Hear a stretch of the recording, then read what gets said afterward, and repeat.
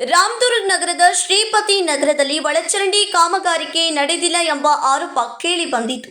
ಈ ಹಿನ್ನೆಲೆಯಲ್ಲಿ ಪುರಸಭೆಯ ಅಧಿಕಾರಿಗಳು ಸ್ಥಳಕ್ಕೆ ಭೇಟಿ ನೀಡಿ ಪರಿಶೀಲನೆ ನಡೆಸಿದ್ದಾರೆ.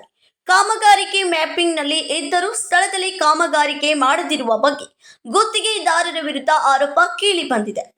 ಸ್ಥಳೀಯರಿಂದ ವಿಜಯ ಸೇನಾ ಸಮಿತಿಗೆ ದೂರು ಬಂದ ಹಿನ್ನೆಲೆಯಲ್ಲಿ ಸಂಸ್ಥಾಪಕ ವಿಜಯ್ ನಾಯ್ಕ್ ನೇತೃತ್ವದಲ್ಲಿ ಸ್ಥಳಕ್ಕೆ ಭೇಟಿ ನೀಡಿ ಪರಿಶೀಲನೆ ನಡೆಸಲಾಯಿತು. ಈ ವೇಳೆ ಪುರಸಭೆಯ ಮುಖ್ಯಾಧಿಕಾರಿ ಐಕೆ ಗುಡದಾರಿ ಹಾಗೂ ಪುರಸಭೆಯ ಎಂಜಿನಿಯರಿಂಗ್ ತಂಡ ಸ್ಥಳಕ್ಕೆ ಬಂದು ಪರಿಶೀಲನೆ ನಡೆಸಿತು.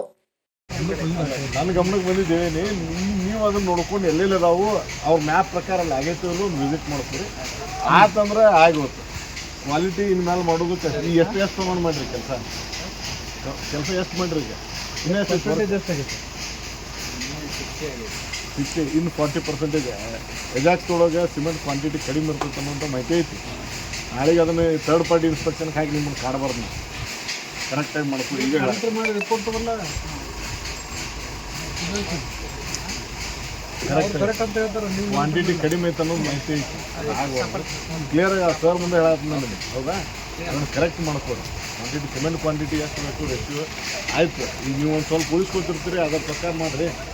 ಕರ್ದ ಸಿಮೆಂಟ್ ಕ್ವಾಂಟಿಟಿ ಕಡಿಮೆ ಆತಂದ್ರೆ ನಾಳೆಗೆ ನಾವಿಲ್ಲಿ ಫೇಸು ಬೇರ್ ಮಾಡೋದು ನಾವಿರ್ತೀವಿ. ಅದು ಸಮಸ್ಯೆ ಆಗ. ಒಳಚರಂಡಿ ಕಾಮಗಾರಿಕೆ ಮ್ಯಾಪಿಂಗ್ನಲ್ಲಿ ದಾಖಲಾಗಿದ್ದರೂ ಸ್ಥಳದಲ್ಲಿ ಕಾಮಗಾರಿಕೆ ನಡೆದಿಲ್ಲ ಎಂಬುದು ಪರಿಶೀಲನೆಯ ವೇಳೆ ಖಾತ್ರಿಯಾಗಿದೆ ಎಂದು ಅಧಿಕಾರಿಗಳು ತಿಳಿಸಿದ್ದಾರೆ. ಕೂಡಲೇ ಕಾಮಗಾರಿಕೆ ಕೈಗೊಳ್ಳುವಂತೆ ಮುಖ್ಯಾಧಿಕಾರಿ ಐಕೆ ಗುಡದಾರಿ ಗುತ್ತಿಗೆದಾರನಿಗೆ ಸೂಚನೆ ನೀಡಿದ್ದಾರೆ. ಇದೇ ವೇಳೆ ಕಾಮಗಾರಿಕೆ ಕಳಪೆಯಾಗದಂತೆ ಗುಣಮಟ್ಟಕ್ಕೆ ಆದ್ಯತೆ ನೀಡಿ ಕೆಲಸ ನಿರ್ವಹಿಸುವಂತೆ ವಿಜಯ ಸೇನಾ ಸಮಿತಿ ಸಂಸ್ಥಾಪಕ ವಿಜಯ್ ನಾಯ್ಕ್ ಅಧಿಕಾರಿಗಳಿಗೆ ಹಾಗೂ ಗುತ್ತಿಗೆದಾರನಿಗೆ ಎಚ್ಚರಿಕೆ ನೀಡಿದರು. Nikhil Pattar, KMM Kannada news, Ramdurg.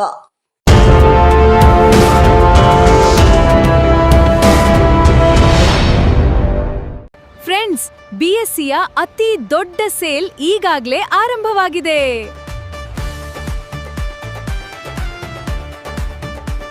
BSc double deals double ಖುಷಿ. ಇಲ್ಲಿ ಸೀರೆಗಳು, ಲೇಡೀಸ್ ವೇರ್, ಮೆನ್ಸ್ ವೇರ್ ಮತ್ತು ಕಿಡ್ಸ್ ವೇರ್ನ ಹೊಸ ಕಲೆಕ್ಷನ್ಗಳ ಮೇಲೆ 10+10% ಆಫ್ ಸಿಗ್ತಿದೆ. ಅಂದ್ರೆ ಡಬಲ್ ಡೀಲ್ಸ್ ಡಬಲ್ ಖುಷಿ. ಹಾಗಾದ್ರೆ ಇನ್ನೇಕೆ ತಡ? ಇಂದೇ ನಿಮ್ಮ ಕುಟುಂಬದವರೊಂದಿಗೆ ಬಿಎಸ್ಸಿಗೆ ಭೇಟಿ ನೀಡಿ ಮತ್ತು ಈ ಅದ್ಭುತ ಡಬಲ್ ಡಿಸ್ಕೌಂಟ್ ಆಫರ್ನ ಪ್ರಯೋಜನವನ್ನ ಪಡೆದಿರಿ.